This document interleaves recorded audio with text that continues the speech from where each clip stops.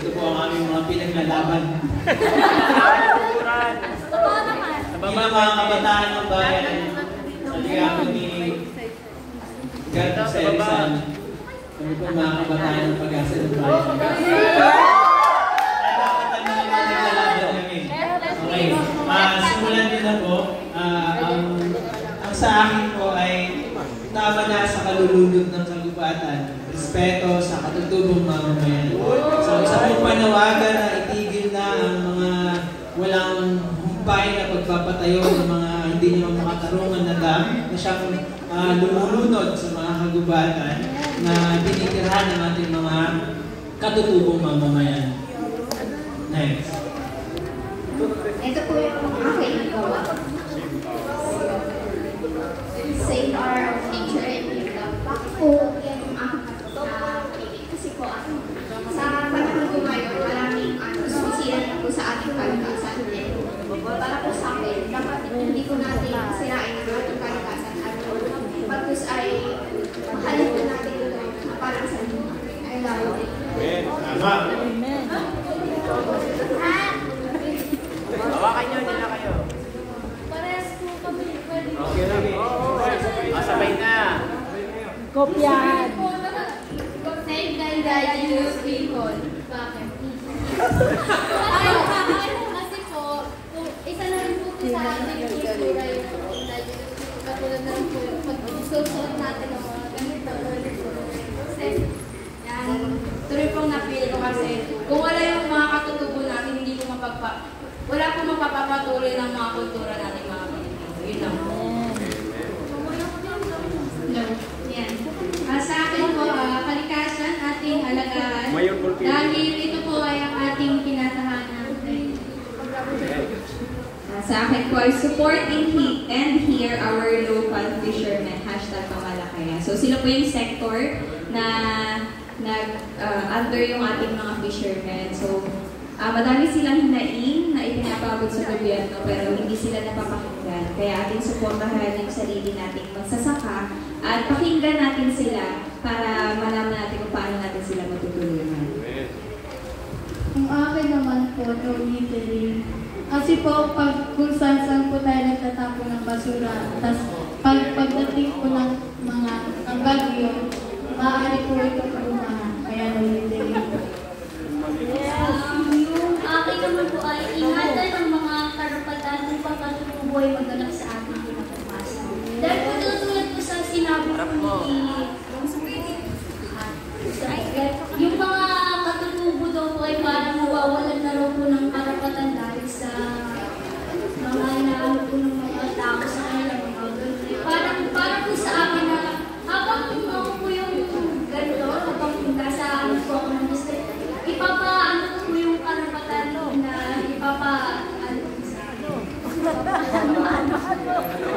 Ano?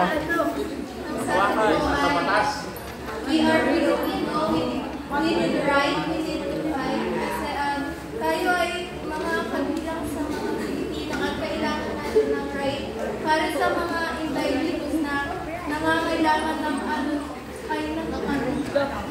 nangangailangan ng right at kailangan natin labanan yung mga Nalipusta. Sa akin naman po, sama-sama para sa katarungan. So, ang pinapaiwatig ng aking slogan, sama-sama tayong tingin ang ating mga Pilipinong katutubo sa kanilang mga hinaing at sama-sama natin kunin ang katarungan. Sa akin po is justice for all, not just for few. Kasi po most of the time po ang justice po is nabibigay lang talaga sa mga may privilege, sa mga mayayaman, sa mga sikat. And katulad po sa kanina, sa sinabi kanina, ang mga katutubo po is nakukulong sila without a proper explanation, wala pong kaso, and nag-show lang how injustice po is yung justice system natin. Pinoprotektahan tayo ng mga katutubo by protecting the kalikasan, pero po tayo, hindi natin sila maprotektahan. So, kaya ito po yung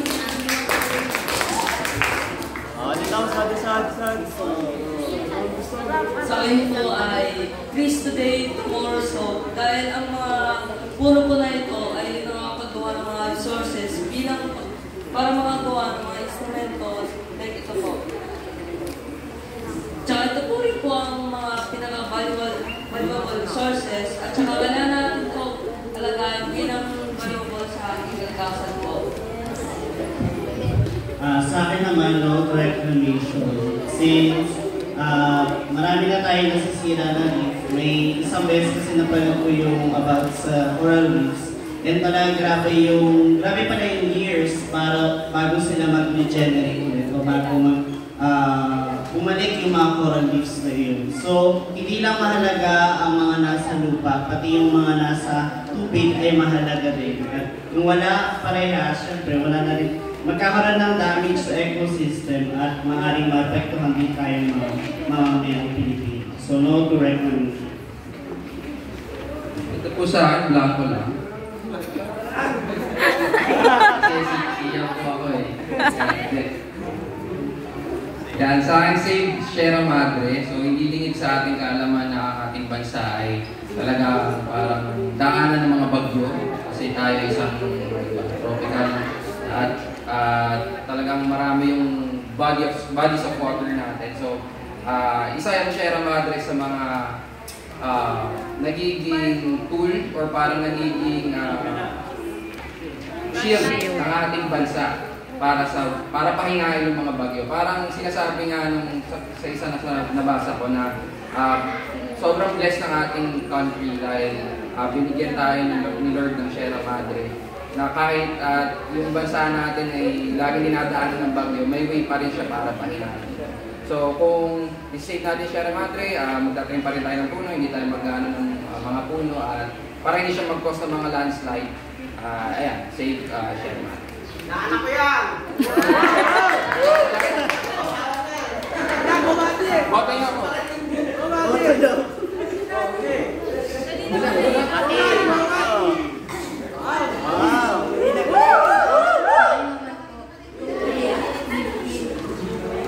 Tayong alagaan ng ating mga alaga, panatilin natin sa palitan. Good morning. So, nababasa niyo po, it's nature over nurture. So, nature sa gitna, nurture sa ilalim. As you can see na may missing puzzle, right? So, we're the pieces of the puzzle to nurture the nature. Ika nga kanina na sa mga katutubo, ito ang nagsisilbing buhay upang mapagkunan ng resources sa kanilang buhay. So we as Christian or as Filipino, kailangan natin i-nurture to protect not only katutubo but also to our environment. Thank you.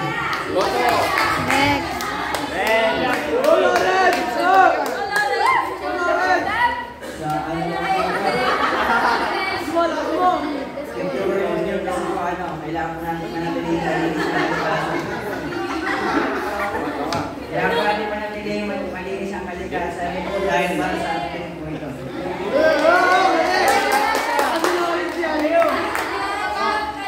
Ito nga!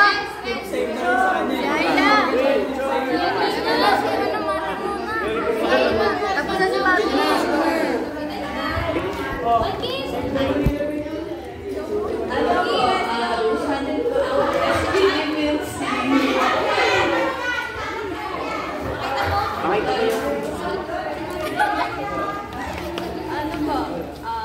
Atin ang West Philippine Sea ay isang makapangyarihang payag na nagpapaalala sa atin ang ating nahihimong karapatan sa karagatan ito. Ang Philippine Sea ay hindi lang bahagi ng ating teritoryo, kundi isa rin ang dagang yaman na naglalaman ng maraming likas na yaman na mahalaga para sa ating ekonomiya at kabuhayan.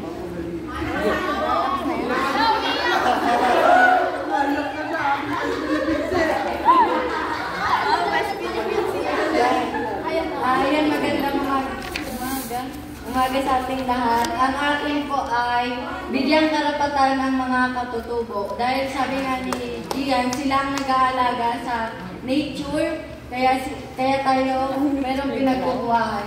Kung mapapansin niyo po, may mga drawing po dito na box. Ang nakalagay po dito, huwag kunin ang hindi atin, matutong tumulong, ipaglaban ng karapatan, alagaan ng kalikasan, lumaban ng patas, huwag mangurap, dahil ang mga katutubo ay hindi nila deserve makuha lahat ng mga nandito sa ano. Kaya hindi ko hinighlight kasi ito yung mga dapat na hindi pinaparala sa kanila. Then dito naman po yung drawing sa may gilid, yung design is parang Zelda po yung ano niya, hindi ko lang yung drawing. Kaya po dito red, kasi po dito is wala silang kalayaan, pero dahil po sa atin, kaya po naging blue, kasi sila ay magkakaroon ng kalayaan.